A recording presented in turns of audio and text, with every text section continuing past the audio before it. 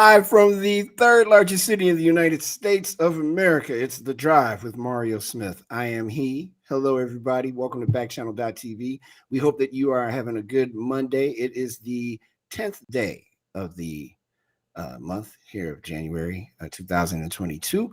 We are going to make an attempt on this show to provide you with a bridge to lead you up to the next part of your day, which is you coming home from work or getting ready to make dinner for your family, depending on where you're watching us from. Truly appreciate you being here.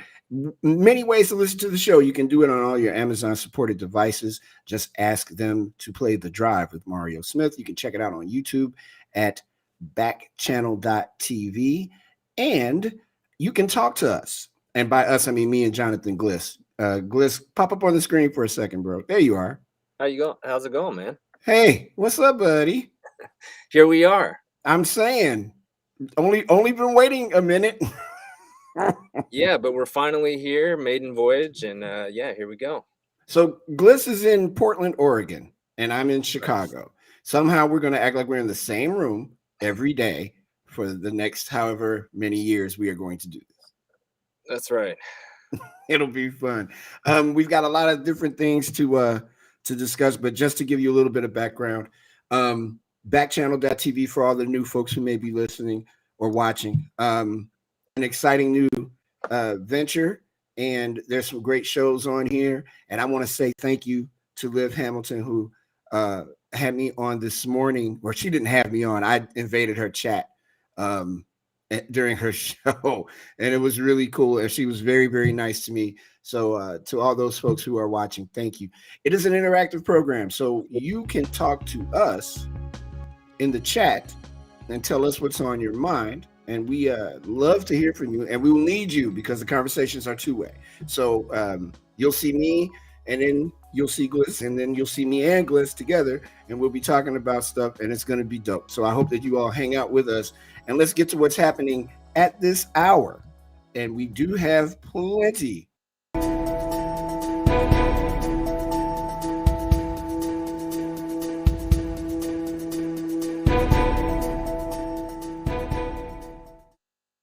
Tax filing season.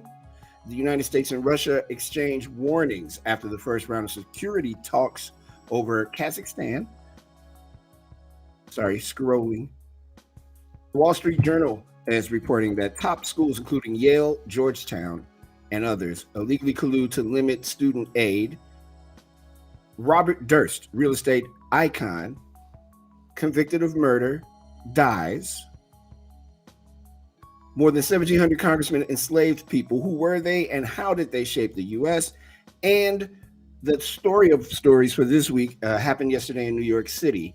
A huge fire in the Bronx. The murder update, or the death update, has been updated to 17 people dead after that tragic fire. And we'll take an opportunity to get into that story in a moment as we talk about what is going on around the world.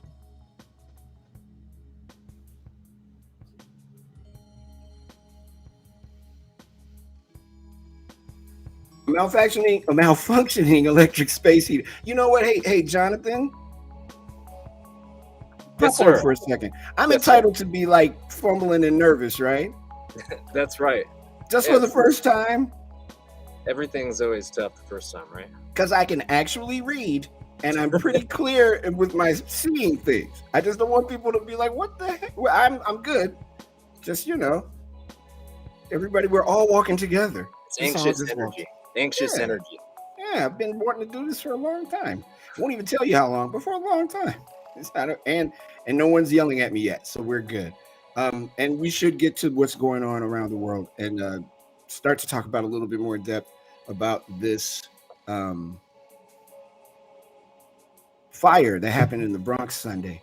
A malfunctioning electric space heater in a bedroom was the source of an apartment building fire Sunday in the Bronx that killed 17 people, including 8 children, making it one of the worst fires in the city's history. Newly minted Mayor Eric Adams said today. Adams revised the death toll from 19 to 17, saying it was an evolving situation. A day earlier, Fire Commissioner Daniel Negro said 32 people had been taken to hospitals in life-threatening conditions. The building's fire alarms and a series of open doors are on the radar of investigators and officials probing the second major deadly fire in a week in the Northeast. Quote, this is a horrific, painful moment for the city of New York, and the impact of this fire is going to really bring a level of just pain and despair in our city, close quote, Mayor Adams said Sunday. He described those displaced as from a largely Muslim community with many immigrants from the West African nation of Gambia. The Red Cross has provided emergency housing to 22 families, representing 56 adults and 25 children, the group said in a statement. The tragedy of that fire combined with what happened in Philly this past a week earlier, it's, there's something to be said about properly educating people on how to make sure that their smoke detectors are working, make sure that they have a plan of escape if there is one. And I imagine there should also be some talk about reinvestigating, or rather re-inspecting buildings and the like. But that is the tragedy of all tragedies. And thoughts and all that out to the folks in New York. I've been in New York a few times. I'm familiar with that area of the Bronx, and I'm pretty sure I've seen that building before. I'm a high-rise resident myself. I think about it a lot. In the last couple of weeks, it's been more of a thought. What happens if something like that happens in a building that I live in, or a building that you live in? I'm interested in getting your initial thoughts about what happened this past weekend. You can hit us up in the chat here on Backchannel. You can also hit us in the chat on YouTube. Whatever I miss, my man Jay Gliss will catch. And we are really, really, really excited to have you here today. And we do have some folks in the chat, folks giving happy wishes and all that. Thank you very much. Much appreciated. Hey, what's up, boss? I see you. You're the first comment. Hello. Glad you are here. But let's get into it. Let's talk about it. Your thoughts about what happened this past weekend in the Bronx. Hit us on the Backchannel chat. You could also hit us on the chat on YouTube. Backchannel.tv is how you get to us. I will ask you, Jonathan Gliss, you're a family man. You have children and the like. With all that's going on in our world with COVID and everything else, to have you're trying to enjoy your day or evening, a major fire breaks out in this huge building, and there's all this tragedy and whatnot. What are your thoughts about what happened on Sunday? I mean, it's honestly, it's a sad situation. I mean, obviously, they've reported that a lot of the deaths were in fact children. So it's heartbreaking to hear that. I heard a little bit of, they were talking about on the radio that this building is actually fireproof, but it sounds like potentially there was not sprinklers in the building and some oversights, just because during the time the building was actually built, that wasn't part of the code for having those things installed. So it's sad to think that it could have possibly, been prevented if some of those updates would have happened. But I can't imagine how heartbreaking it would have been to have that chaos and to be in that situation. I heard an interview with someone who was actually in the building, and he said trying to get out of there, it was complete chaos. People unconscious on the floor, pets. Wow. It's just a heartbreaking thing to think about. So I know a few years back here in Chicago. Oh, wow. Funny thing, I knew one of the people who died in this thing I'm about to tell you about. There was a building fire downtown, and the sprinkler system was non-existent.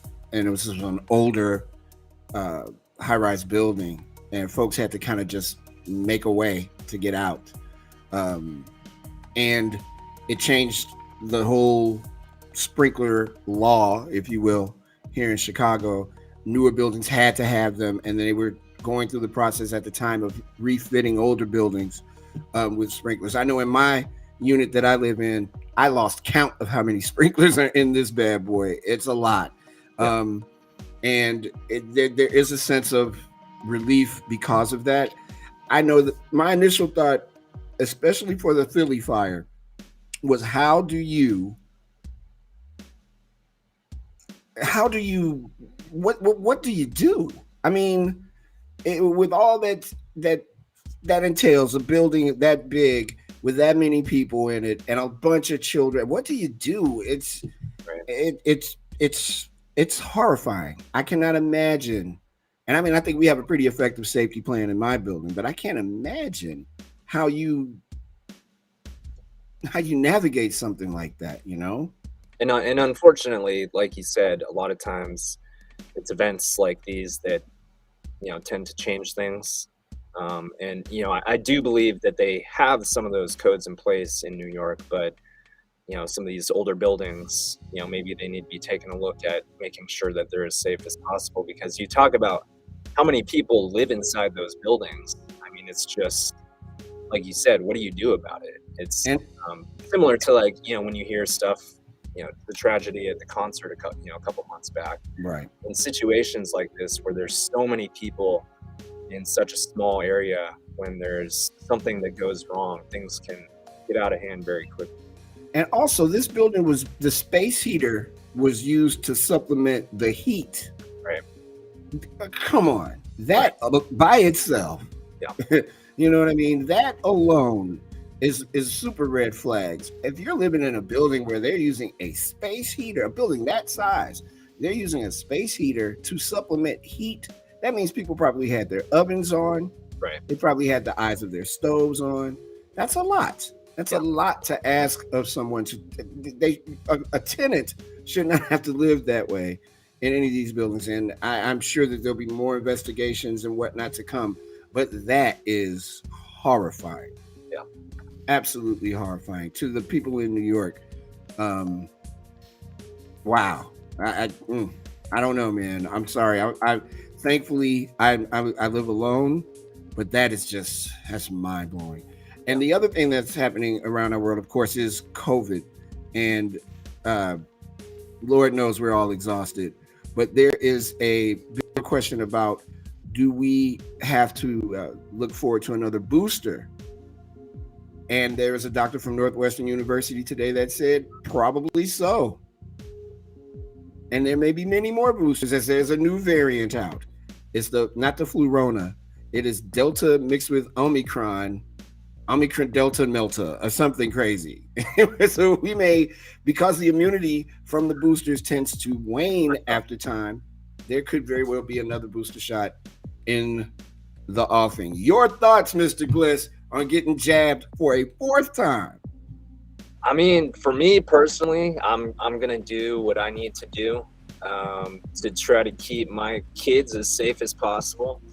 I mean, obviously, it's kind of one of those subjects. Everybody has their own opinions on it, but for me, I think the science that I know is out there. I'm going to make the decision to do whatever's best for my kids, and for them to be able to go to school and not have to worry about it. Because my 7-year-old, he's home this week because they have a staffing shortage at his school.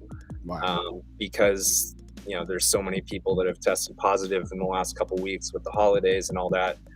And I believe it's in Chile. They're actually already, that they're already there. They're administering, a second round of boosters for, people who are, the most, at risk, and also for older people as well. So I do think that's kind of coming down the line, and, people that want to get the shot. I think if you have to do it, then you do whatever's best for yourself.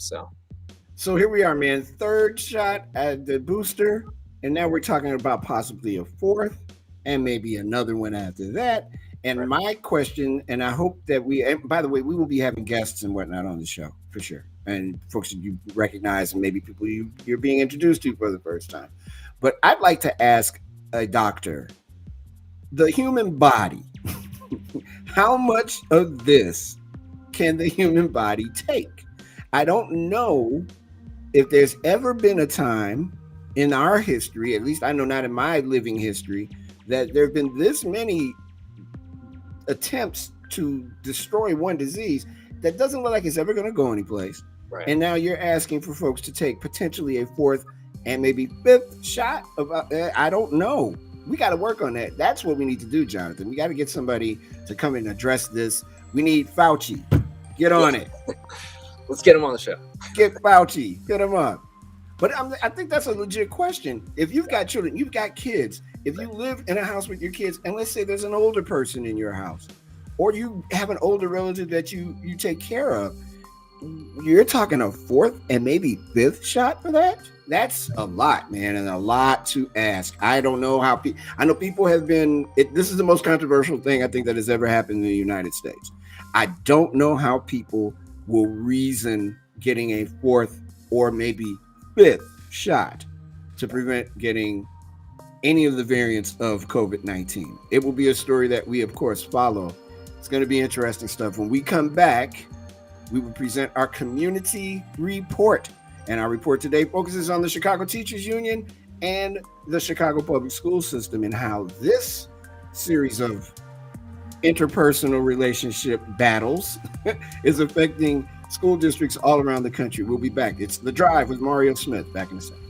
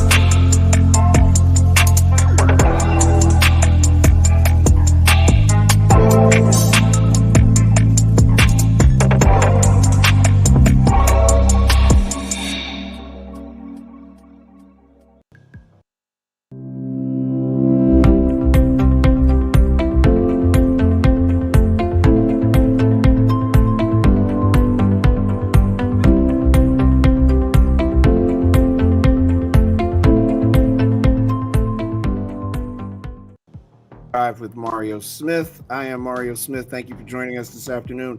You can join us on any of your Amazon supported devices. Just ask it or them to play The Drive with Mario Smith. And please feel free to hit us up on YouTube as well, backchannel.tv.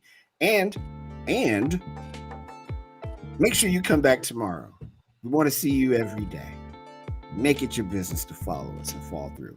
It's time for our community report. And this community report actually has implications across the United States in all school districts. The city of Chicago, the Chicago Teachers Union, the union which takes care of the teachers here, and the Chicago Public School System are at an impasse as class has been canceled for 4 days. This is the 4th day of no class in Chicago, with CPS essentially locking out the teachers. This is from ABC 7 News in Chicago. Chicago Public Schools have canceled classes again for Monday, today, as they stand up with the Chicago Teachers Union over COVID protocols, with the head of CTU accusing Mayor Lori Lightfoot of being, quote, relentlessly stubborn, close quote.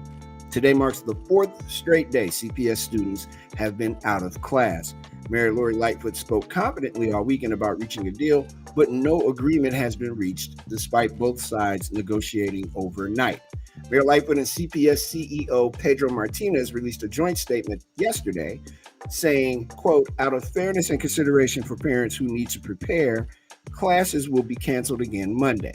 Although we have been negotiating hard throughout the day, there has not been sufficient progress for us to predict a return to class tomorrow, being today.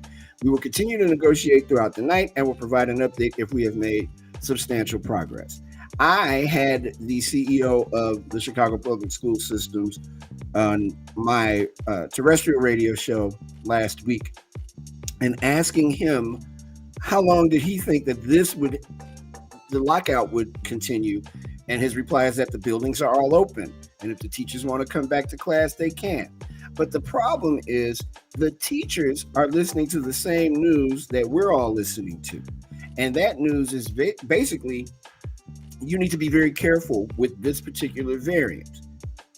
And because there has been an ongoing conversation with the Chicago Teachers Union and with the Chicago Public School System about safety protocols regarding COVID, the teachers in this instance said, "We're out.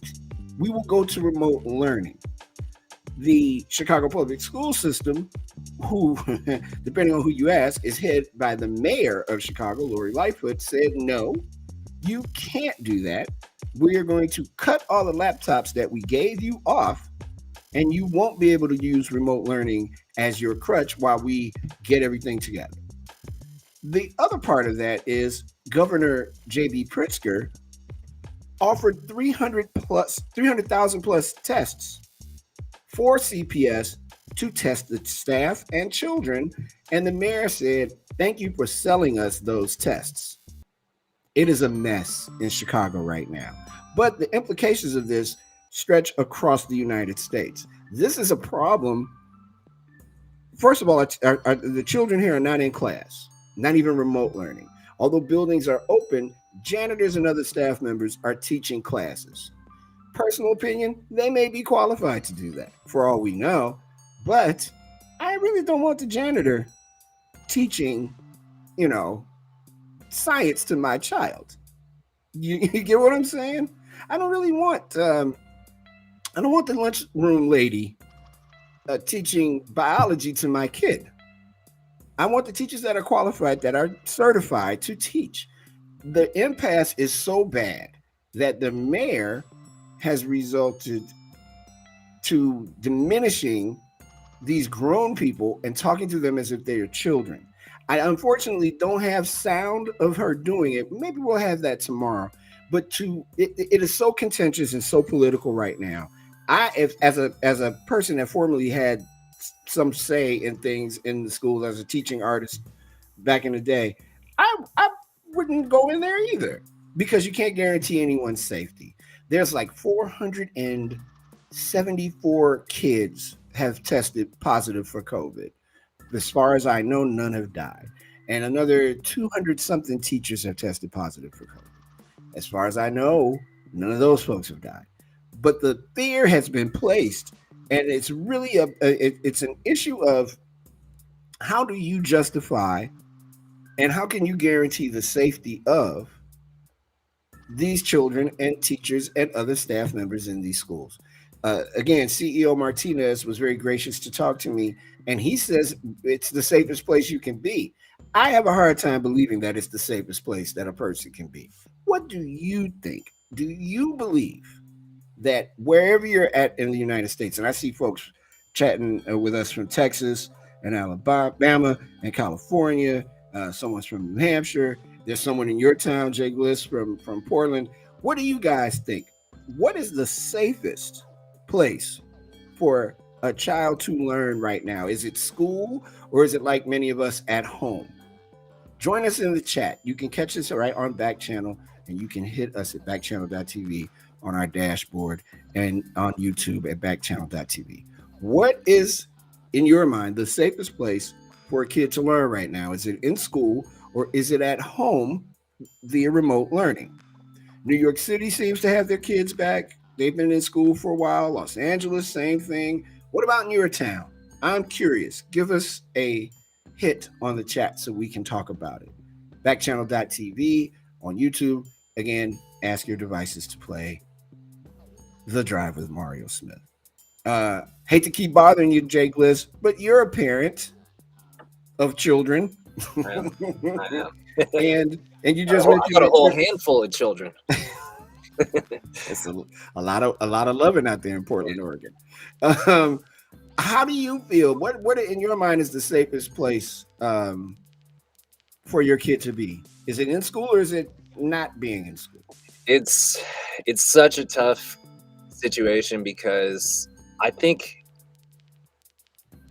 there's a lot of layers to it because my kids were home for over a year when a lot of the shutdowns first happened, when when COVID first started.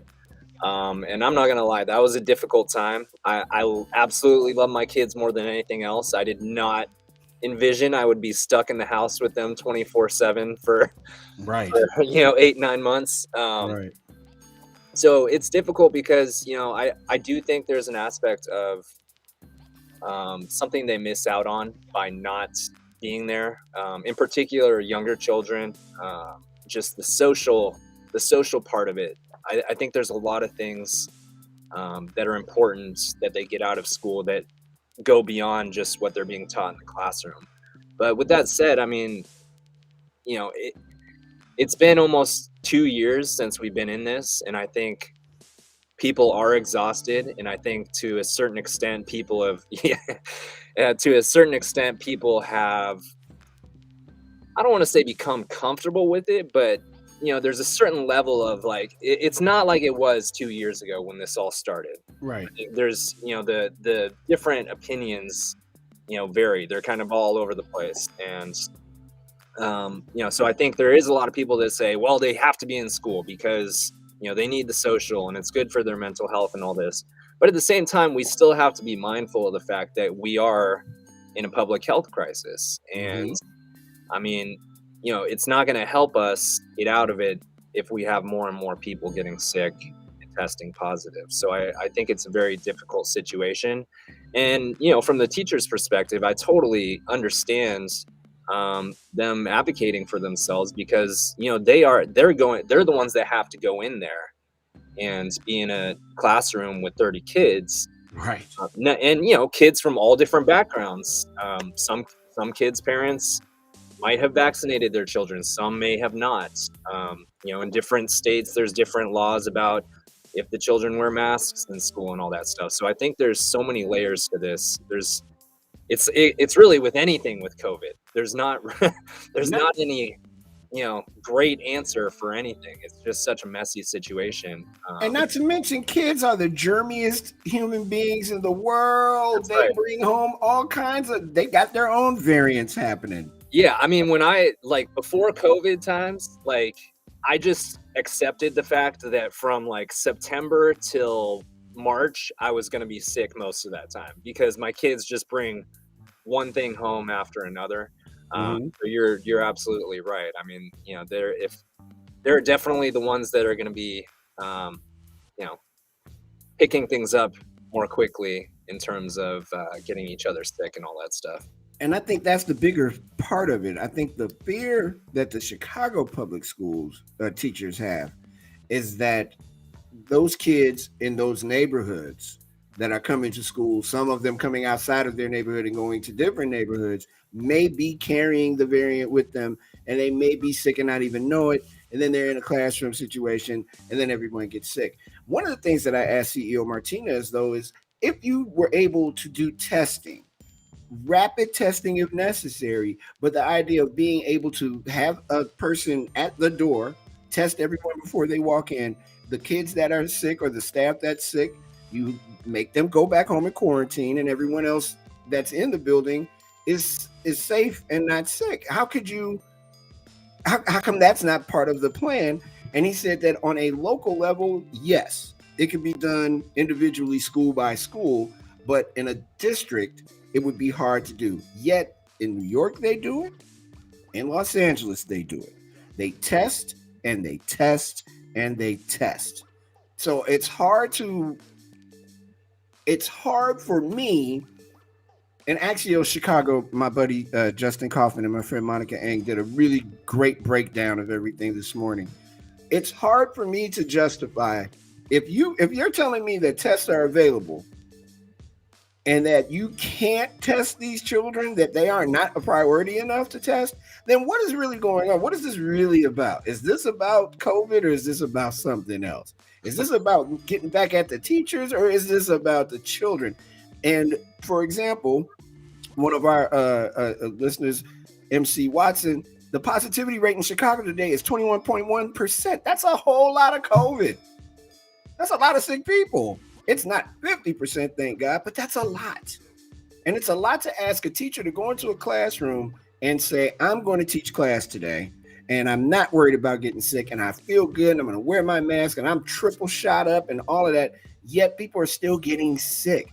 It's a conundrum, to say the least. And it's hard to justify and explain for people who aren't in this moment in Chicago, but I can tell you, people here are one. Everybody's upset with the mayor, and everybody's upset with CPS, and everybody's mad at the teachers. There is no middle ground in any of it, and I am hopeful that this is resolved rather quickly. Because if not, what are they going to do? You're just not going to do remote learning. One more thing. I also asked Superintendent Martinez about remote learning. What has been done in the last year and a half to make it right and to make it work? Because the big problem is here, everyone's complaining about remote learning not working. Yeah. And that grades went down and kids aren't engaged, et cetera, et cetera. And I asked him, is there a way to make this work? Again, he told me on a local level, school by school, they could do it. But in a district, it would be hard to do, and that they're working on it. You had 2 years to work on it. You've had 2 years to work on it. And you had longer than that to work on it. Because if there are other variants coming, what are you going to do? You're just not going to have school? These children are going to be out here like Lord of the Flies. They're just going to teach themselves?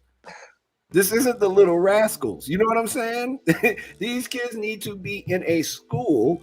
And at the very least, they need to be in a situation where remote learning works. And it doesn't sound like they have any intentions on doing that. And just the fighting and the constant back and forth and bickering, it is really, really, really out of control. And I'm telling you, Jay Gliss, be glad you don't live here, man. It is a hot, hot topic in Chicago, Illinois. Yeah, I bet. I mean, like he said, it's one of those things that it's hard to find a right answer. And, you know, everybody is kind of pissed off at everybody because there's just so many layers to how all this works. And I can attest to having my kids at home, distance learning in the past. It really is difficult not only just on the parents and having to rework schedules and all that stuff, but just on the kids.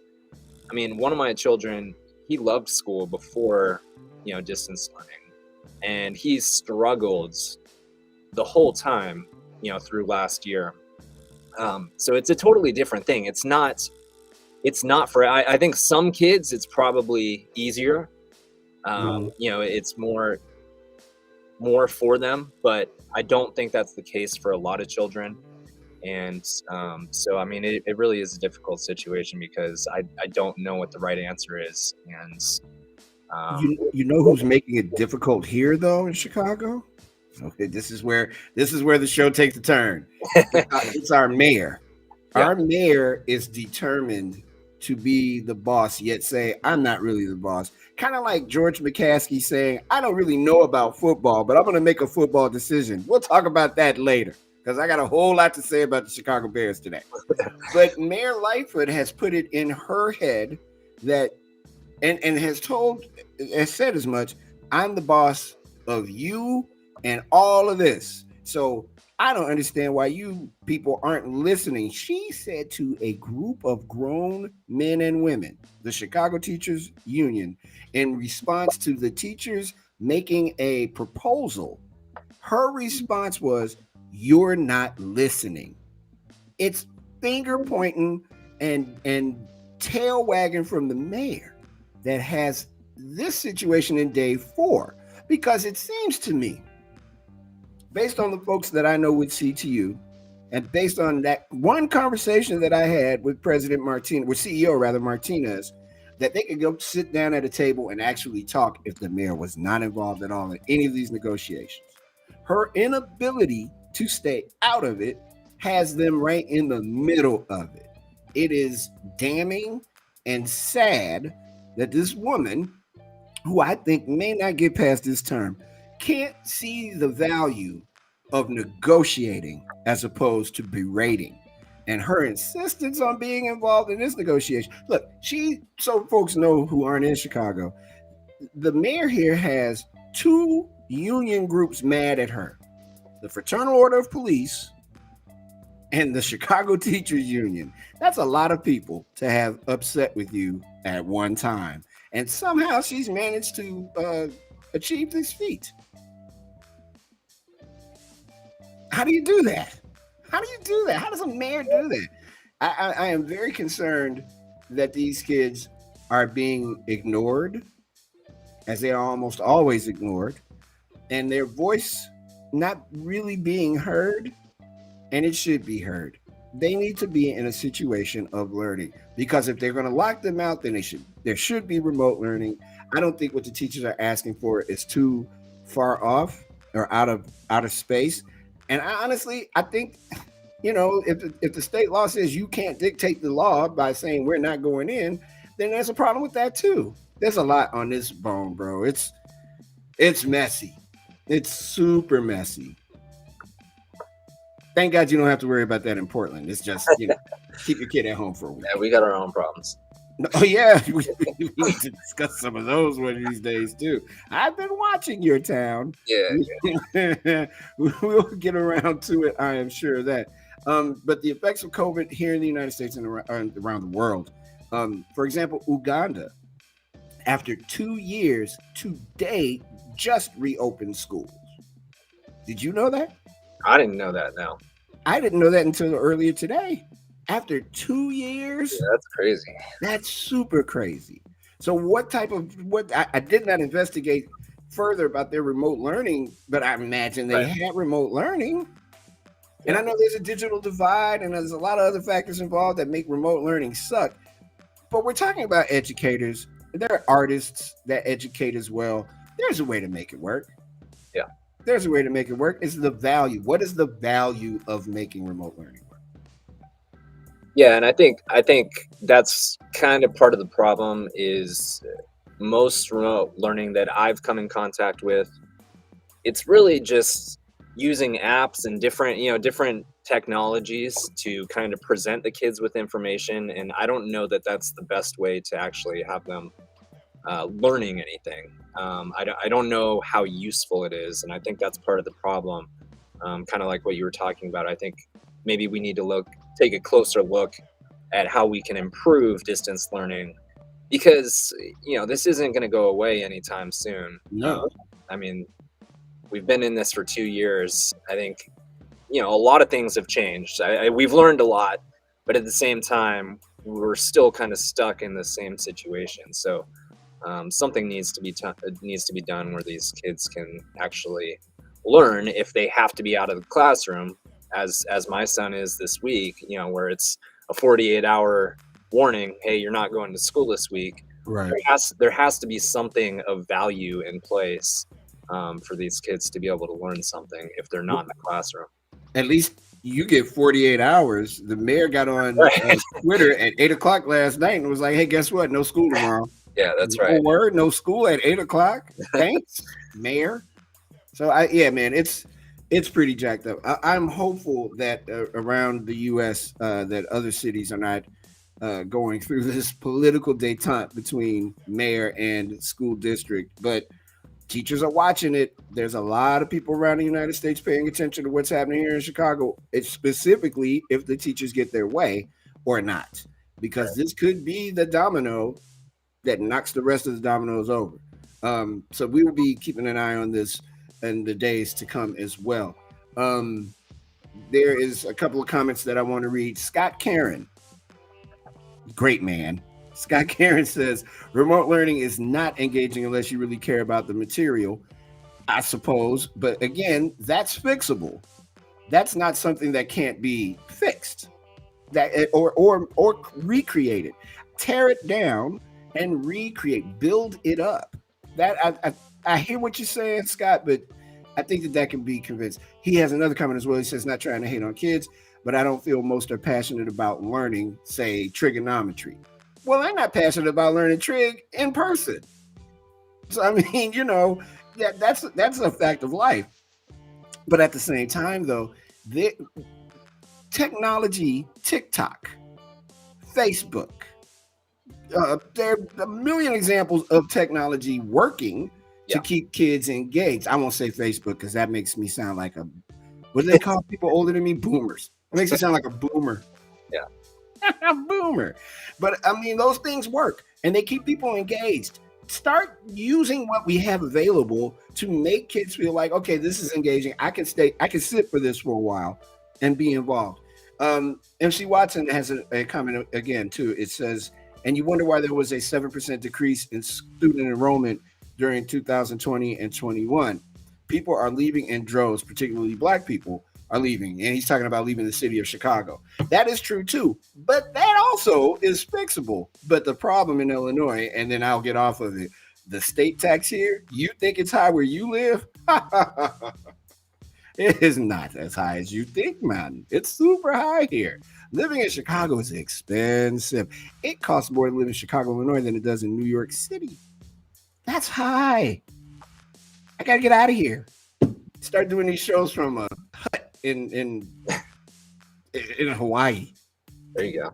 Nah, I ain't gonna be Hawaii. I ain't going over there. I'm staying in Chicago till it's over, bro. Where am I going? Unless I go to Portland, and I'm not kidding. I would totally go. I'd kick it in Portland for a while. It's a beautiful city. That's what I hear. Beautiful city. What would I do though? I wouldn't be able to like. What would I do? I've watched all your shows. Yeah. And I've drank your Portlandia wine. So I'm familiar with some of what Portland has to offer.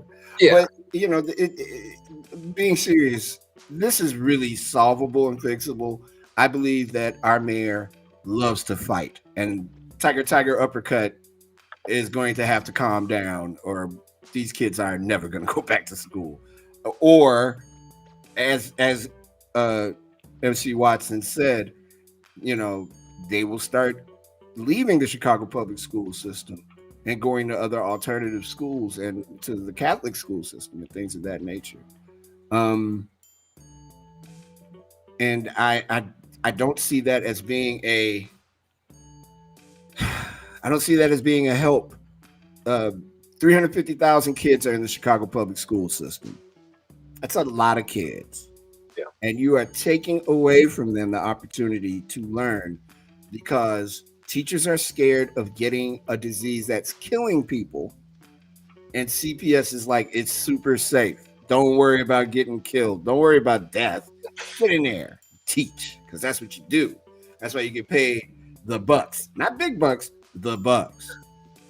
And having spent time as a teaching artist in the Chicago public school system, I can tell you those teachers have a lot more to worry about than COVID, which is why they want to have one less thing to worry about. And this seems to me to be the most negotiable thing ever, yet they can't nail it and they can't get it done. And it is pretty tragic. Pretty tragic with Jake Bliss. I don't know, man. I don't know. I hope that that we can find a way to get this settled really soon. Really, really soon. We got stuff coming up. And among those things that are coming up, we're going to talk some celebrity news about Sidney Poitier and Bob Saget.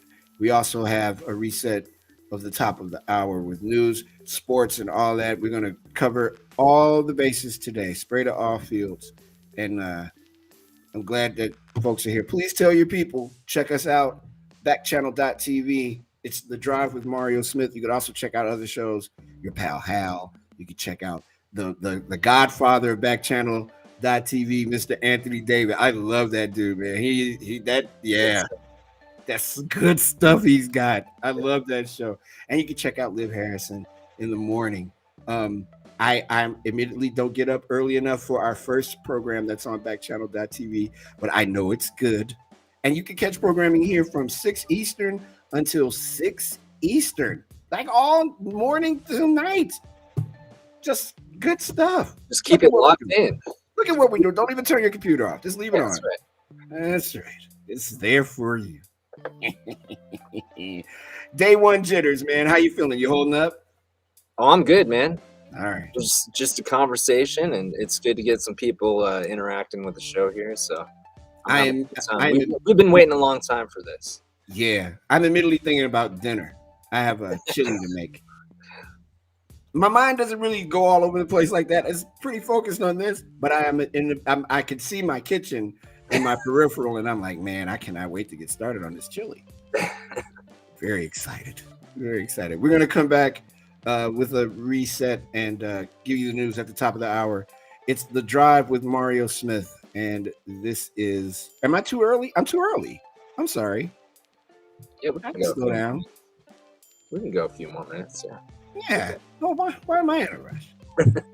Let's see if anybody else has any wonderful comments to make while we are here. Again, folks are being very nice and saying hello. So let me just shout the folks out. Nathan, who's in Texas, Kobe, who is a listener. He listens to all and watches all the shows. He is in Alabama. Tim's in New Hampshire, and Skill Killer the rapper. You familiar with Skill Killer? Don't know him now. He's in Portland, Oregon. I see that. Yeah. You better get to know Skill Killer, because that sounds like a dude that knows what he's doing. He will kill you with his poetic skills. That's a good. That is. Thank you for everybody, and Riyadh, who is the leader of the pack. Thank you all for being so nice today, and I truly appreciate it. And yes, thank you. There's so many things happening here. This is all so cool, right? This is just like, yeah, we're just trying to get settle in, get a feel for all this. All the people on the chat here it is a lot going on at one time, but it's fun. And to all my Chicago people who are watching, my Stoops Kids folks, and people checking us out via Facebook because of all the posting I've done in the past couple of hours. Thank you all for watching as well. I am glad you all are here, man. You have no idea. And hopefully you will come back for many days to come. We will take that break now as we approach the top of the hour. And thank you all so much for watching and for listening. This is The Drive with Mario Smith on Backchannel.tv. Back in a bit.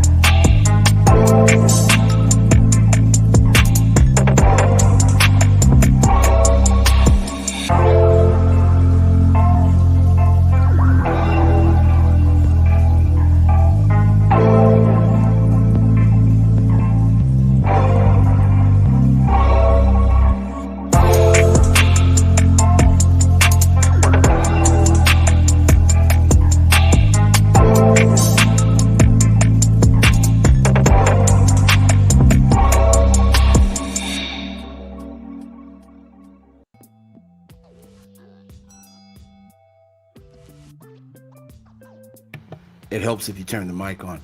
Welcome back to The Drive with Mario Smith. I am Mario Smith, and this is Backchannel.tv. Thank you all for listening and watching. Truly appreciate it. And this is the inaugural show, day one. If you missed the first hour of the show, we talked about COVID.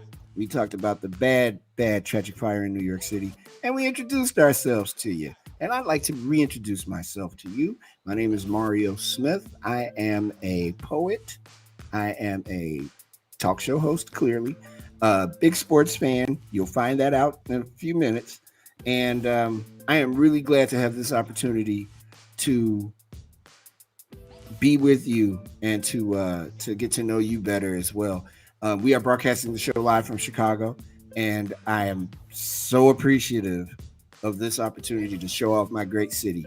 And it's not what you've been hearing. Chicago is what's happening. Trust and believe. Also joining us, my producer from Portland, Oregon, is the world-renowned Jay Gliss. There he is. What's up? Hey, man. Welcome to the show. How about this? Day one. Yeah. We are running things. Yeah. And you're on it already. You're already in the zone. I've heard you get in the zone a couple times here. I'm getting there.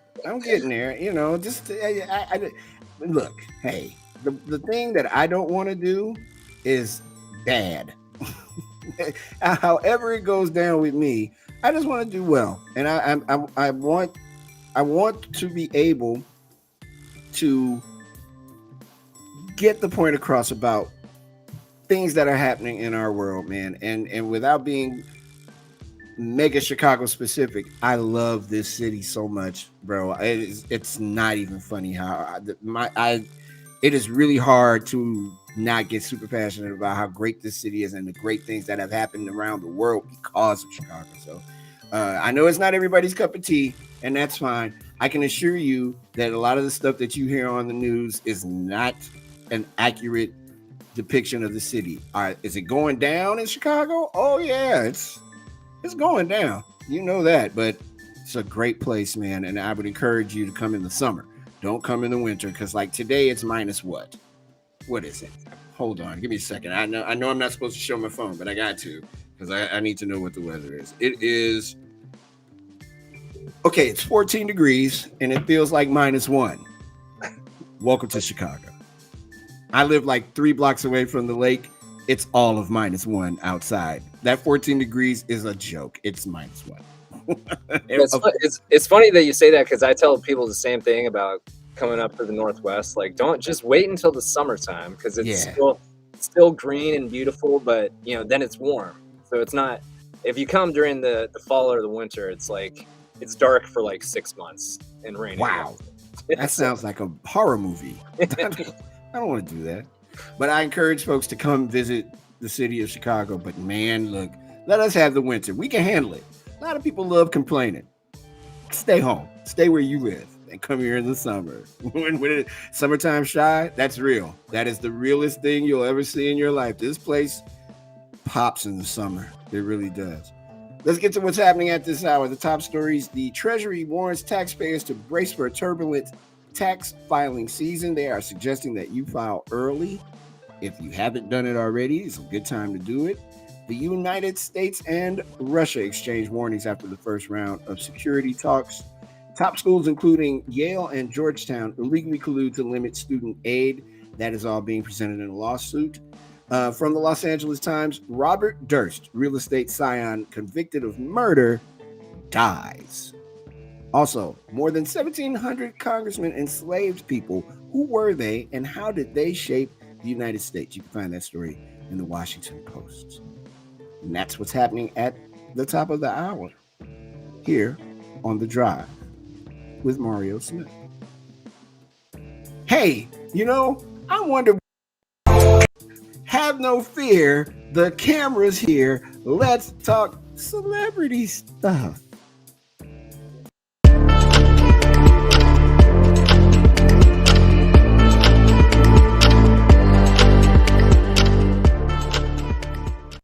In the past 48 hours, the death of Sidney Poitier and the death of Bob Saget have shaken up the entertainment world. We will talk about Bob Saget first. For many, people will always refer to him as Danny Tanner, head of the house on Full House, an amazing comedian. He was, how he played that super nice guy on that show. Man, his stand-up was not so nice. He goes in.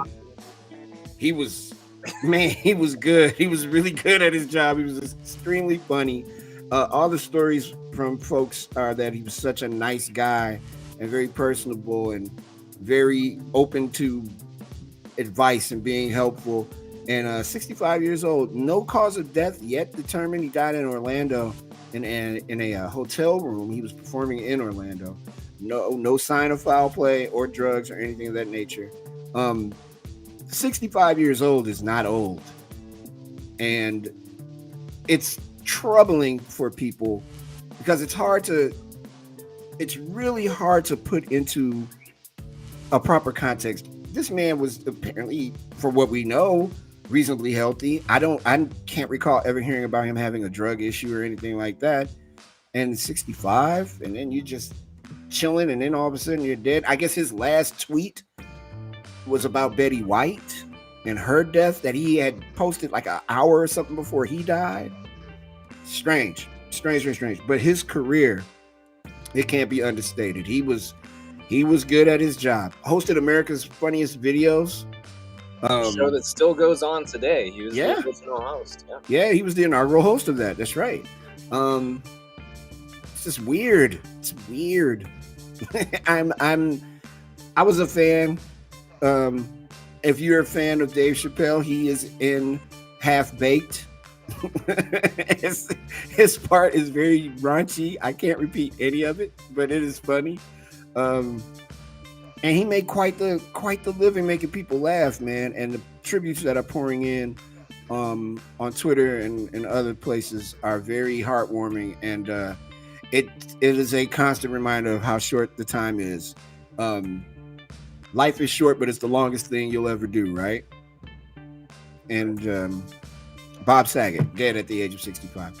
And I guess in threes, because Betty White was first. We hadn't yet made the airwaves when that happened.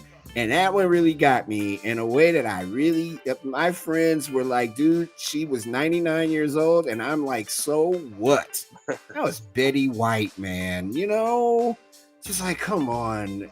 I believe her birthday is in the 17th. Yeah, so she just missed her 100th birthday. I'm a fan of Betty White, man. Like, not even kidding. I'm a big fan. Back in the old days when I first started doing my radio show, she had a PSA that we would play all the time. And it started out with her going, I'm Betty White. And I would play that part all the time for no reason at all. It's like, as soon as the song ends, I'm Betty White. I loved her. She was dope. She was really, really good at her job. And then as she got older, she just got even more flexible at being funny and being timely. And like, her sense of timing was really, really good. Super good. And that got me bad. My friends think I'm insane, but that got me bad. And then the death of Sidney Poitier. And this one was way more personal in that he led the pack for artists and activism. He and Harry Belafonte, actually. I don't know what's more profound, his role as an actor or his role as an activist. During the Civil Rights Movement, Sidney Poitier was a leader in that movement, and getting actors in Hollywood to come together and to fight that fight, which we're still fighting. As an actor, the most profound role he ever played, to me, it was not in Uptown Saturday Night, although that is very profound. As Mr. Tibbs in The Heat of the Night, there's a scene in that movie that the gentleman is being questioned, the white gentleman, and he slaps Sidney Poitier when he asks him a question. And Sidney Poitier's character slaps him back. And that was the first time that had ever been seen on a screen in Hollywood.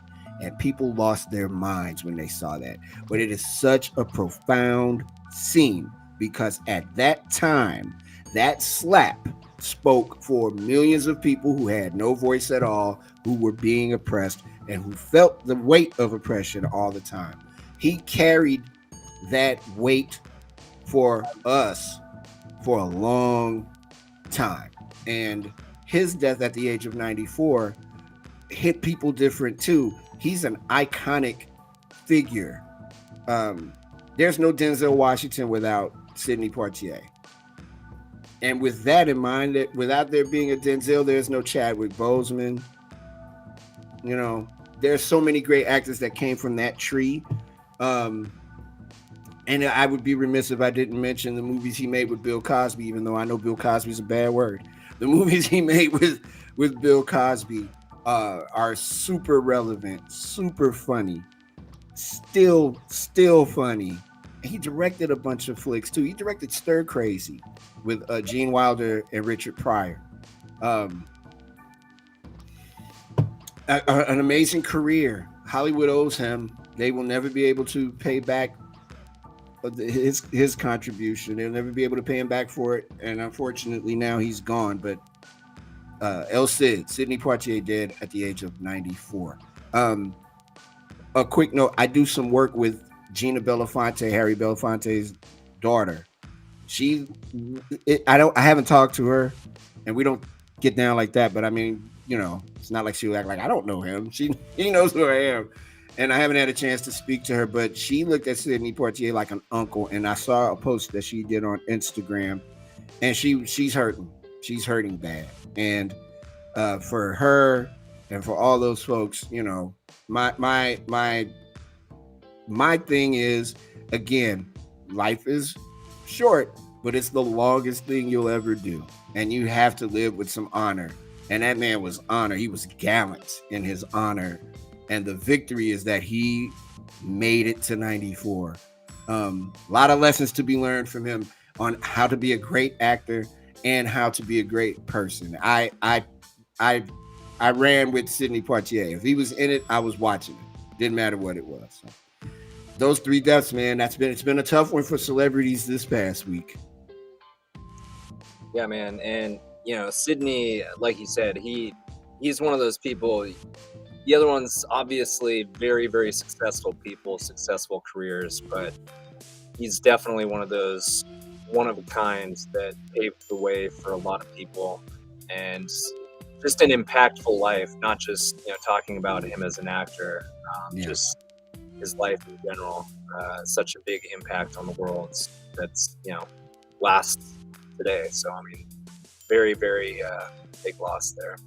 He was the first Black performer to win the Best Actor Oscar for Lilies of the Field, The Slap. You know, outside of The Slap, just so you know, Jake List, my other favorite movie is The Birds. Okay. Oh, I love The Birds. The Birds is a metaphor for everything, and Hitchcock intended on it to be a metaphor, and that also was out during that time, during the height of the civil rights movement. But oh, those birds. They should have gave The Birds another movie, like The Birds 2, Electric Boogaloo or something. Just like all birds, like 5 Birds movies. Might not have been many people left because the birds did a lot of killing, but the birds. That's bad. That's a terrible thing to say. I love that movie though. I'm sorry. Also, to table this with talking about Bob Saget, stand-up comedian, again best known as Danny Tanner on ABC's Full House from 1987 to 95. I didn't realize it was on that long. Yeah, I used to watch that show as a kid. What was it? I think it was TGIF or something like that. Mm-hmm. Yeah, where it was that show and a couple other sitcoms that I used to watch that show every single week. Those man, favorite shows as a kid. So absolutely. I mean, you know, who didn't want to see John Stamos? Right. I'm kidding. I don't know John Stamos. I might want to meet John Stamos though. I have some questions, and I'm sure he has some answers. Yeah, I'm sure he does. I'm sure he does. Bob Saget was the original host of America's Funniest Home Videos, and if you haven't heard the album, that's what I'm talking about.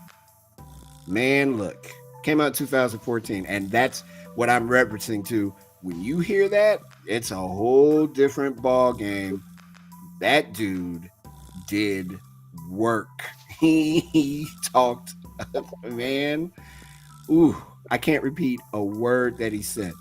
Yeah, it's brilliant. Bob Saget could not be further from Danny Tanner at all. I mean, it's like complete polar opposites. At all. He did it, man. He said some things. He said some things. Very funny dude. You know, thinking about Norm Macdonald too. How those two guys, their comedy, you know, portrayed it came off a different way on television. But when they weren't on TV, oh my goodness gracious, they went right for the jugular. Very funny dudes, great writers and all that. And those contributions, man, you don't get those back. He will be sorely missed. And to his friends and family and all that. I guess we'll all be watching a lot of Full House the next few days, huh? Doing some binging. That's right. And did you watch the new adult one, when they're all grown up? No, I did. I mean, that was a Netflix show, I believe. Mm-hmm. Yeah, and I didn't realize I guess I must have known at some point that he was in that. I knew that some of the cast, the original cast, was in it. I'm not sure I realized that he was actually in that until I kind of read up on, you know, some of the stuff that's been, some of the articles out there the last couple days. But I have not seen it, and I don't know if it was like out of fear from like ruining my childhood, but maybe I should check it out just to see what it's all about. I watched one episode and I had to check out. Yeah, see, that's what I was afraid of. Is Yeah. it's always a slippery slope when there's something that's so beloved, and then they try to reboot it or try to do something different with it.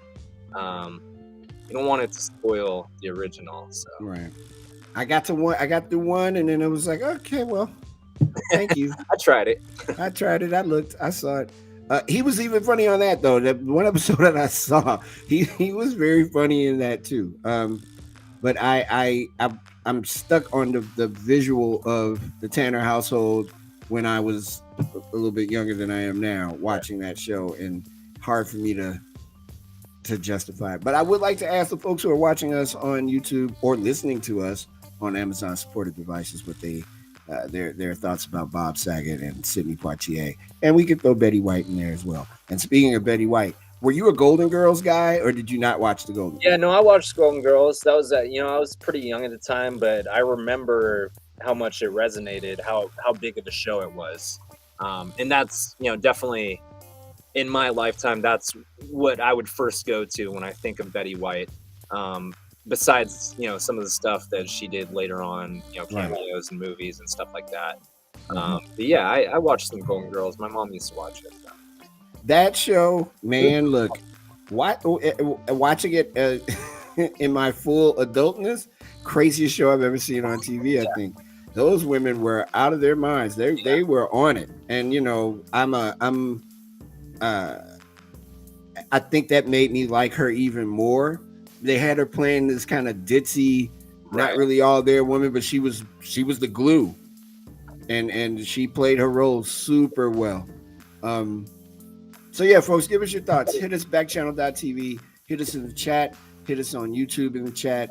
I am looking at the chat and I'm waiting to chat. Let's chat. How many more times can I say the word chat in this conversation we're having right now? I'm not going to say chat again. But I am curious to hear.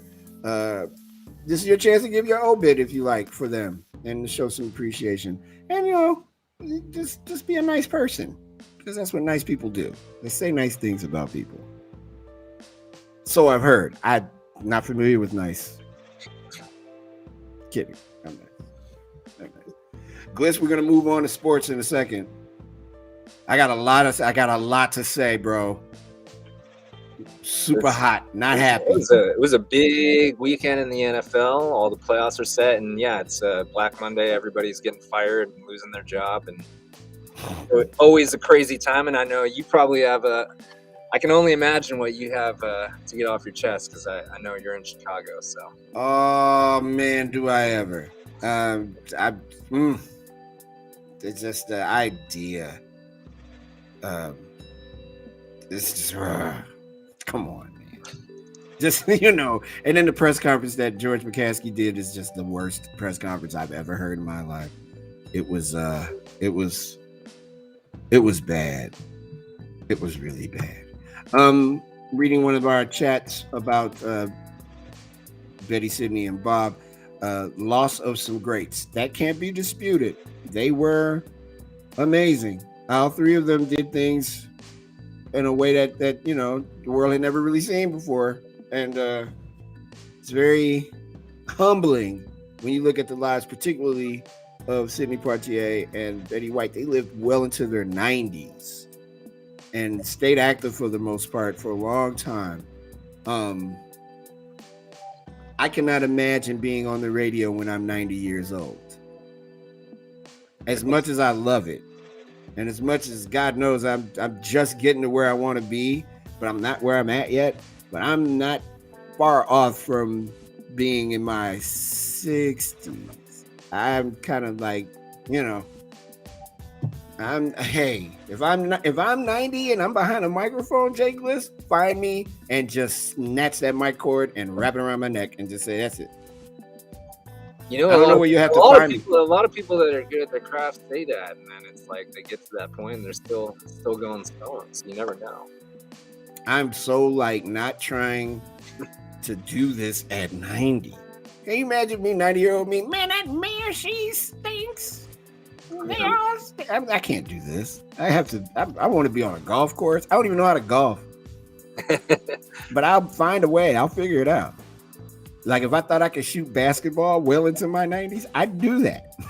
That would be my jam. I would be a basketball playing super old guy. Like I don't even want to get into that. There's a whole show about old people at the Y that we'll have to have one day. Oh, I know those guys. Oh my goodness gracious. I know those guys. Frightening.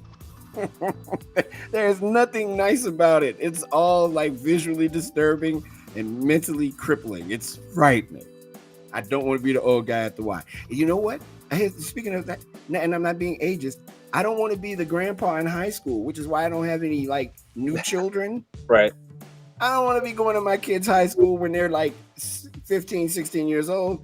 And I'm already like me, but I'm me and older. Oh no. I'm with you on that one. I had 2 kids young, and then we had 2 more, a younger set. But I would have been fine at 3, and then I was like, you have 4 kids, right? Yeah, I have 4 boys, and I was like, okay, 4 is the cutoff, and if we're having another one, we're having it now. I don't want to be, I don't want to be resetting every 3 or 4 years, because that's the thing. You set this clock all the way back where it's like, that's like a 20-year commitment where those kids are at home. So, man, look, this is what you do. All right, I'm telling you, listen to Uncle Mario here. You get those kids some jobs. How old are they? 14, 13, 7, and 4. All right, the 7 and 4-year-olds need to be working somewhere. They need to have jobs first. Get them while they're super young. Get them like, I don't know, paper route. Well, not a 4-year-old. Start a car wash business. Hey, there you go. Sell lemonade. Something. Let's go. What's the food staple in Portland? I would say the main thing is probably like seafood. We get makes sense. Crab and steelhead, all that stuff. Well, it's like I told you, people here think all Chicagoans eat is pizza. Like our diet consists solely of pizza. Big pieces of pizza. I swear to God, we don't eat that much pizza in our life. But okay, if you think we do, that's fine. Like I could start a conversation that would get everybody chatting right now. And I think just to test it, to prove my point, tavern cut or deep dish, go. I will let you know the results shortly. But I think you get the 7-year-old and the 4-year-old car wash business, selling lemonade, something, read a poem, something. That's what I actually did that when I was a kid, because we lived here. Well, I moved all around as a kid, but I spent some of my childhood here. And there's tons of blackberry bushes. So I just went and bought a bunch of little cartons. Blackberries for like 4 or 5 hours, and we just go to the apartment complex like, hey, here's a thing of blackberries for $1 fresh. We just picked them, and we made some money. We made some decent money. That's what I'm saying. 10-year-olds. There's money to be made. Get those children working, or the older 2, they should be like limo drivers or something. Teach them how to drive now. Just get them ready. Think of the most unbelievable job that a 14-year-old could do, and then accelerate it and get them out there so you and your wife can retire early. That's right. Because I don't want you to be 90 years old doing this, bro. I see better things for us in our 90s. Me too. We're gonna figure it out one way or the other. Let's take a. No one said anything about pizza. See, I'm shocked. Let's take a break. We come back. We've got all the sports you can handle in a wonderful segment that we call Play Ball. That's all coming up. It's The Drive with Mario Smith and my man Jay Gliss in Portland, Oregon. We'll be back in a little bit. You're listening and watching The Drive. I'm back.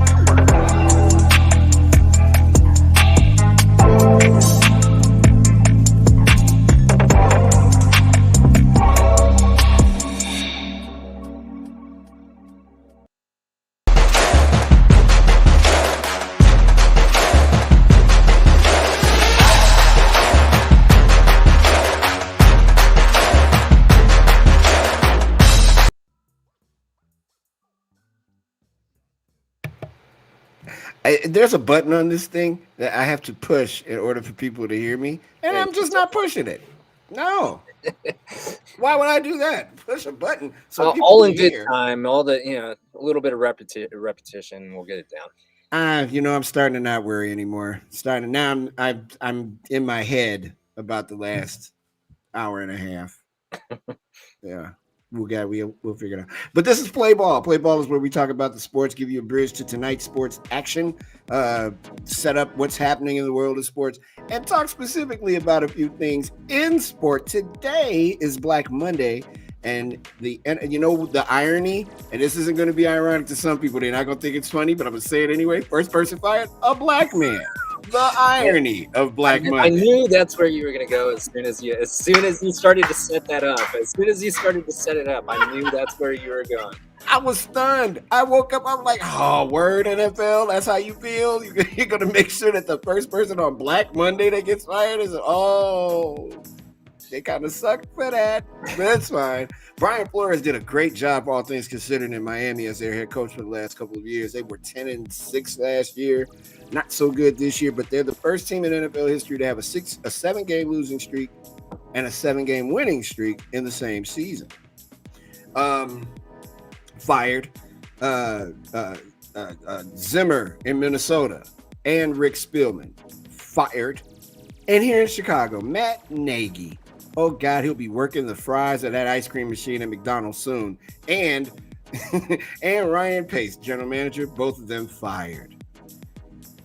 And others, Vic Fangio in Denver fired. There's a bit of a rumor the talk here in Chicago is that he may come back if the Bears hire Jim Harbaugh.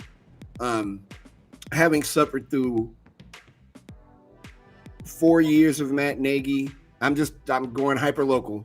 4 years of Matt Nagy and 7 years of Ryan Pace, and the Bears not being in a playoff game except for one in the COVID season that they just kind of like went on the field and they were all dressed up and they had on their uniforms and it looked like they were in some formations and stuff, but they didn't really play a game. And then a fight broke out in that game.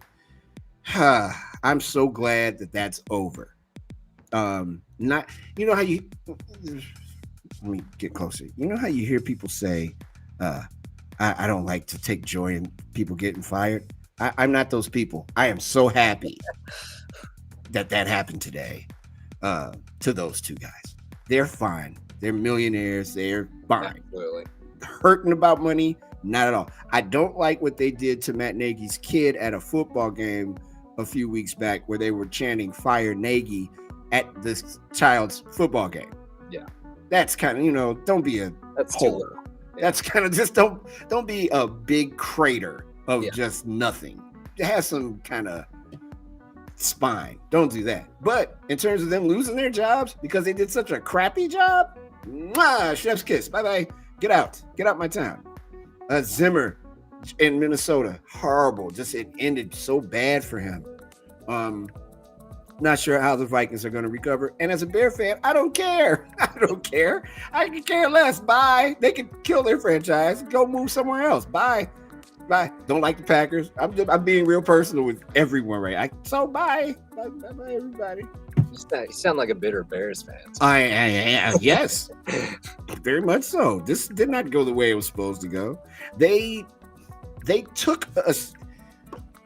The NFL has it's only one charter franchise, one, and that's the Chicago Bears. They're the charter franchise of the National Football League, and they can't figure it out to save their life. Michael McCaskey today. Not Michael McCaskey. I'm sorry. He's no longer on earth. George McCaskey today in his press conference says, well, I'm not a football guy. He went on to say, I'm going to be the one that hires the new GM and coach. But you're not a football guy. So you know what? He's got a football guy, Bill Polian, who's 80-something years old, who really does not want to be involved in football anymore. Got dragged back into it by George McCaskey. They have no plan. Their plan is we're going to put together a team of people that doesn't include anyone that used to play for the team, and we're going to have them figure out who we should hire. All right. Good work. If you say so. Okay. You're out on the West Coast. Seattle Pete Carroll. Pete Carroll may leave, and guess where he might end up? With the Bears. I would be fine with that. I live in Seahawks country, and I am not a Seahawks fan. No, you aren't. No, all my friends are Seahawks fans. I have roots in the Bay Area, so I'm a 49ers fan and a San Francisco Giants fan. But so it's a little rough living in the Pacific Northwest, being a 49ers fan at times. Mm-hmm. So I do not feel sorry at all for the fact that Russell Wilson might be on his way out of town, or that Pete Carroll might be on his way out of town also. It is a thing, man. I'm learning that that people really don't like. You would think people like Russell Wilson. People don't like him. I'm surprised. Yeah, it is kind of interesting. I mean, I love him as a player. Yeah. But it is kind of interesting. I worked in sports media up here for a while, and I know some people personally who worked in Seattle and, covered the team. And it's kind of interesting, some of the opinions I've heard about him as a person. And I don't know if it's that he just, for the most part, what I've heard is that he just kind of comes off as not the most genuine person when he's speaking to the media. But I mean, at the same time, I mean, you kind of want to have your personal life and you have your professional life. So I don't really blame the guy if that's the case. And I mean, he's a great football player. So he's also married to Sierra. I mean, he is. Maybe that's why people hate him. I can see that being a reason. I'm not mad at him for that. I think my man, good on you, buddy. Yeah. That you saw you had the insight to marry the wonderful Sierra. Yeah, and he's an interesting guy too. He he was also a high baseball prospect. He can play Absolutely. Baseball. In fact, tried out with the Yankees or something. Yep, and in fact, there's a movement here in Portland. It's called is it called a PDX something? But it's basically a movement to try to get baseball to Portland, Major League Baseball to Portland. And he and his wife are actually investors. They're two of the top investors in that. So he's, he kind of has some seeds here in Portland now too, with trying to get a professional baseball team to come to Portland, Oregon. So I think that would be cool. I think that would be so cool. It's just like I want the Supersonics to be back in Seattle. Oh, yeah. They need to be. I mean, I'm a Blazer fan, but they need to get a team back up in Seattle. Aside from the Chicago Bulls, when I was a young man, that was my team. I loved them. That was a great basketball team. Dennis Johnson, Gus, downtown Freddie Brown, Paul Silas, Slick Watts, even the rough and rugged Jack Sikma. I love that team. Yeah. That was a great team. Great team. Tonight, big game tonight. Before we could forget the big game in college football tonight, Alabama versus Georgia in the national championship game, that despite COVID running wild like Hulkamania, they're still going to play it. And Alabama took care of Georgia last time. I don't think it's going to be that easy this time. I like tonight, if I was a betting person, which I'm not. I like Alabama, but by like a field goal. Yeah, it's just so hard to go against Alabama in college football because it seems like every year, like they're just right there. It's like they're kind of like the COVID of the sports world. Like never go away. Like every single year, come January, they're playing in the last game. So they're an easy program to hate on.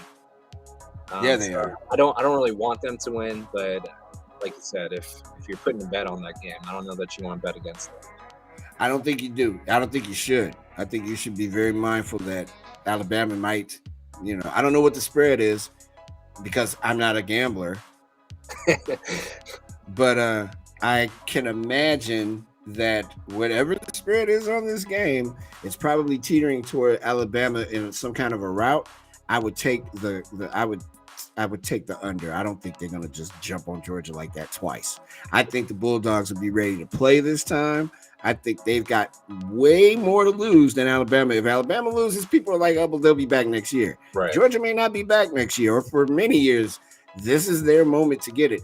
Also, here's another school of thought tying this into the NFL. If Nick Saban wins this game, he may want to come back to the NFL. Yeah, he may And jump.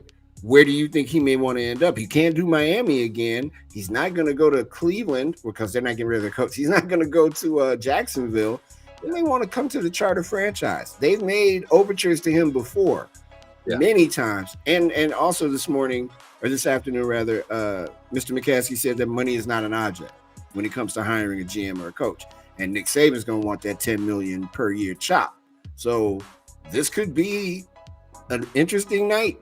If you're a fan of pro football, you may want to watch this game. If Alabama wins, Nick Saban might say, I've done all I can do here, and I'm gone.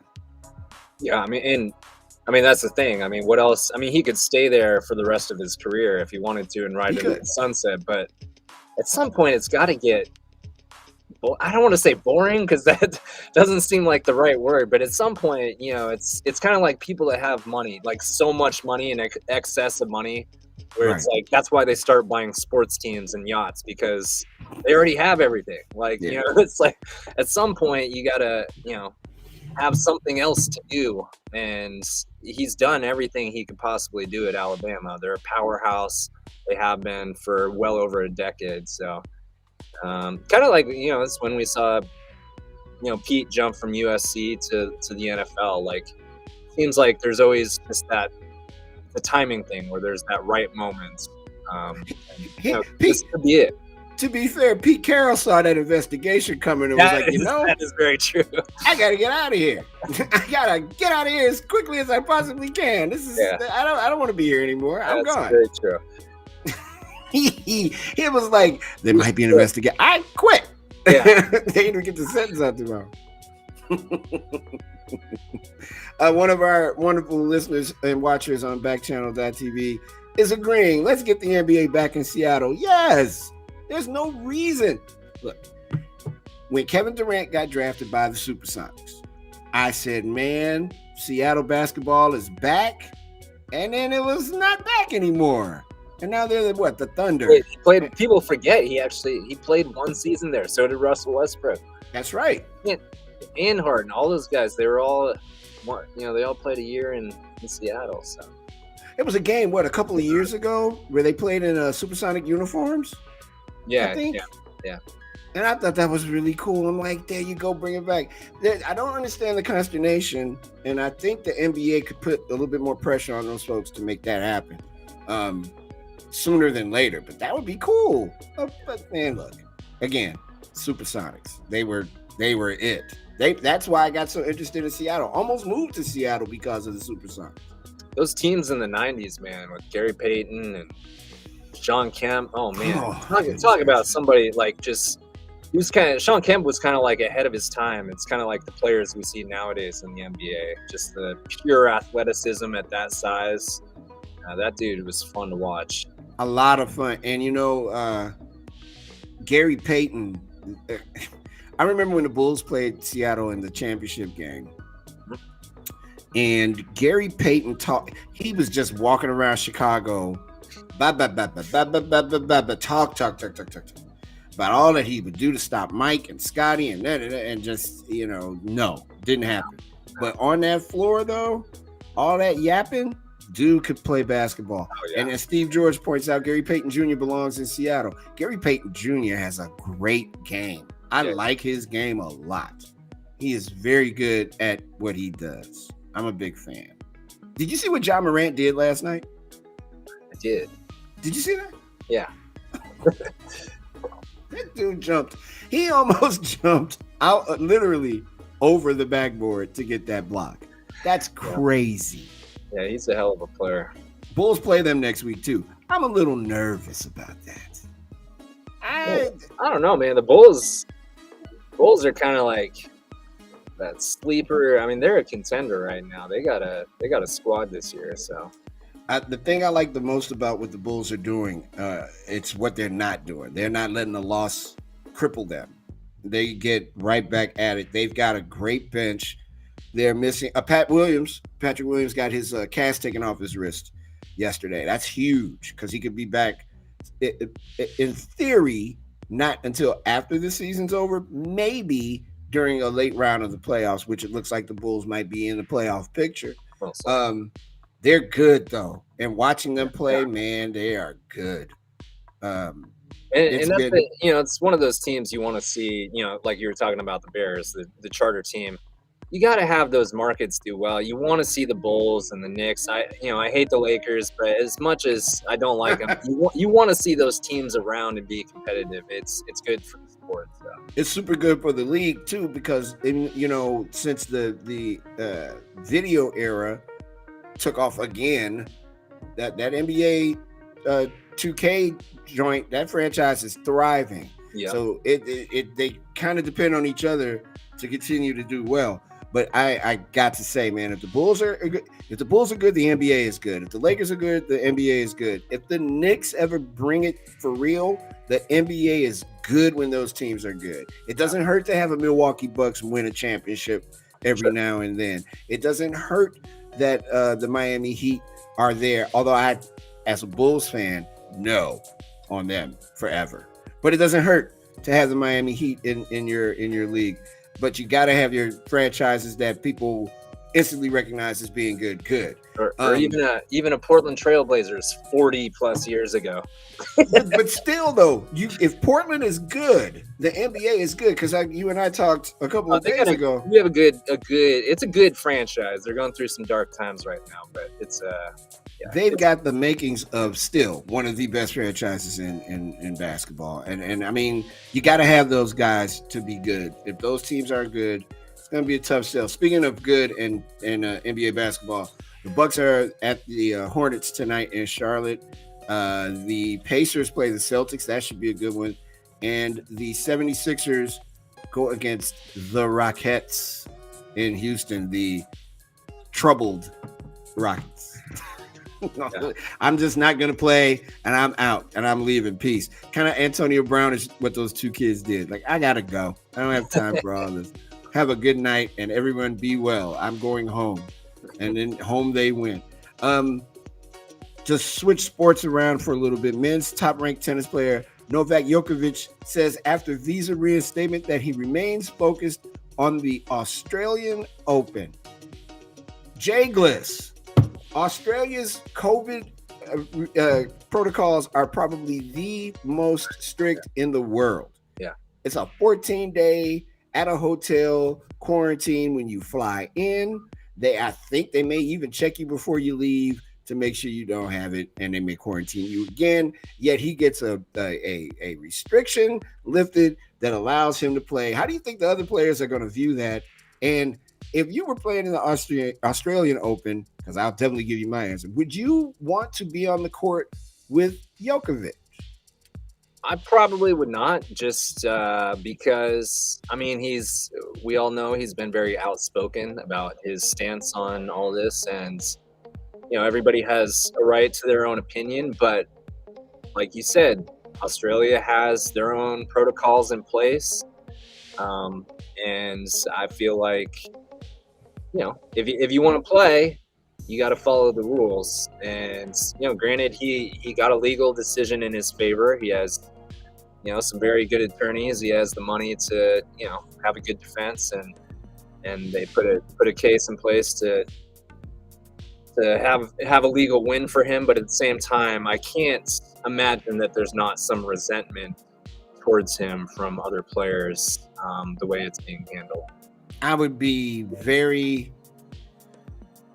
probably leave Australia and be like, man, I can't do this. If you let him in and one of us gets sick and we can directly trace it to him in my match I played against him, I'd be ready to sue everybody. I would be ready to shut the Australian Open down, and I wouldn't allow him to play in any tournament unless he was COVID free. And he's unvaccinated, which for a lot of folks is a major problem.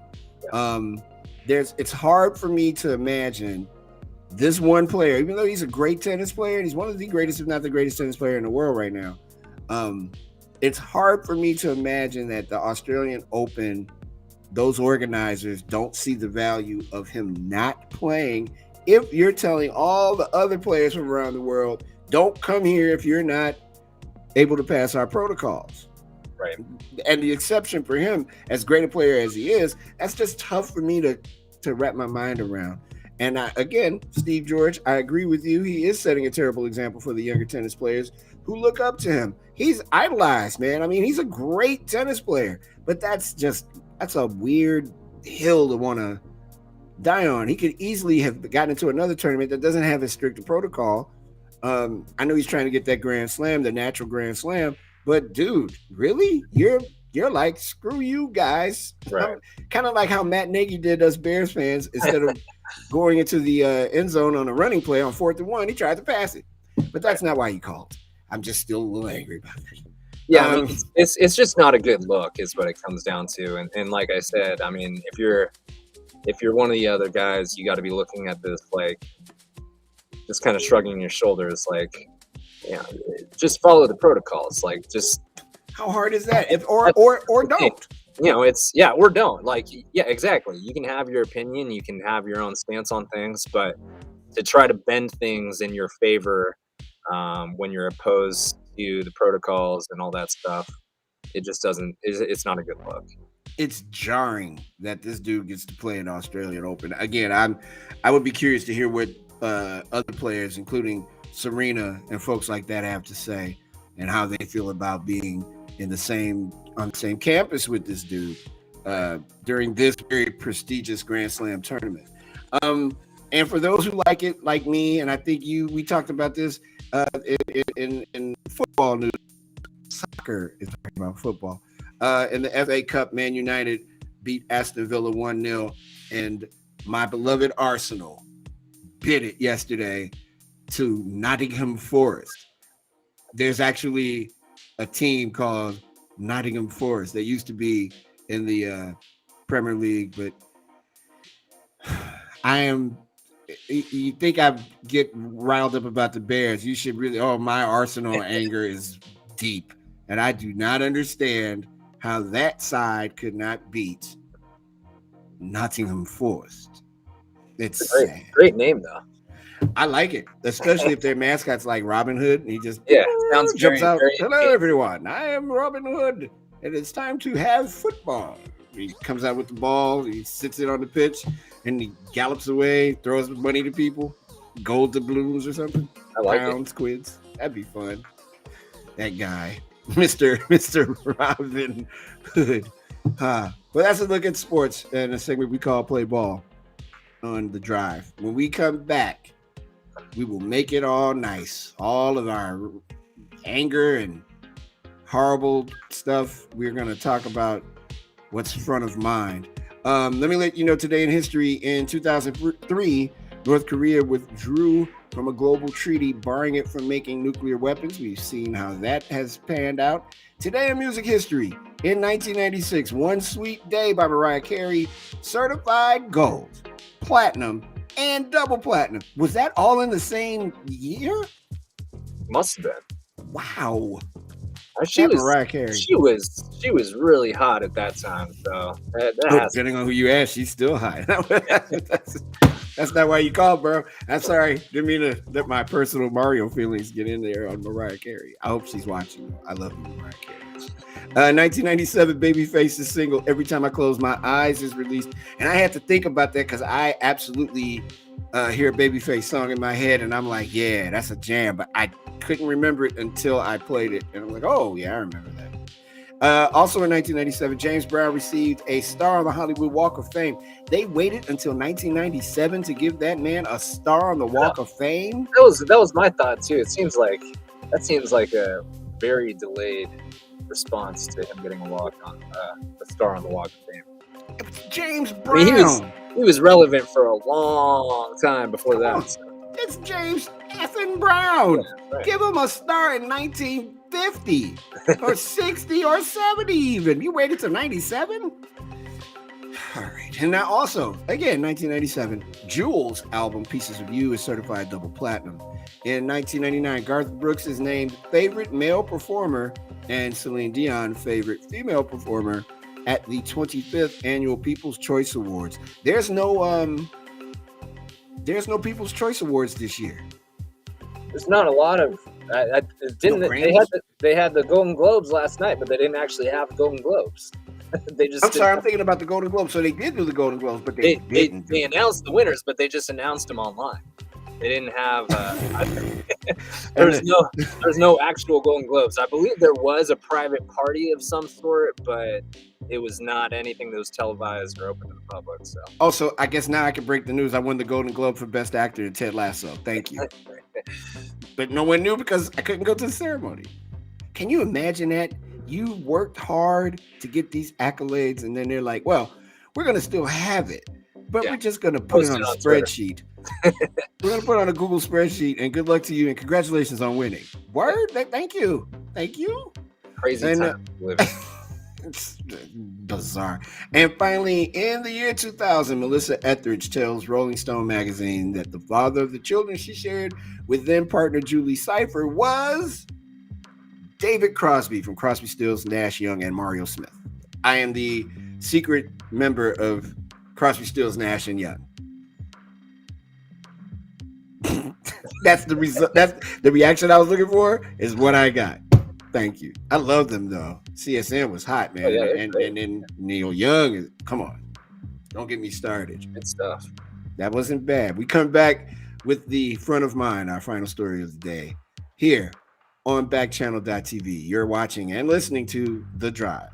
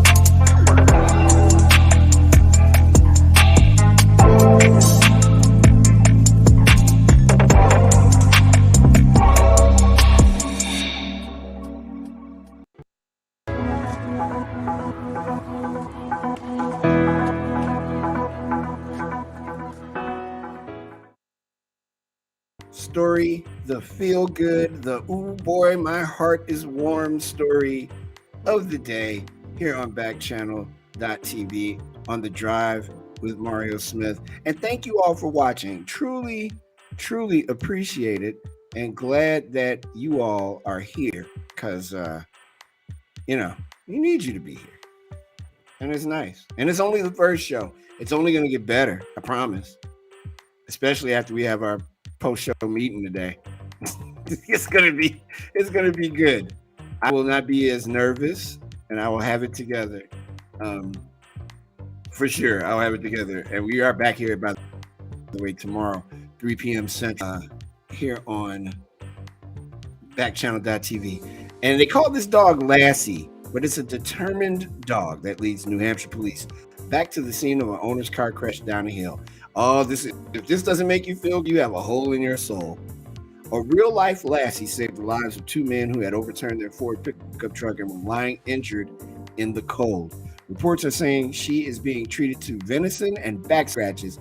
I didn't save anybody, but can I get some venison and a back scratch? A fitting reward for the faithful who braved the cold and high-speed traffic to save her owner.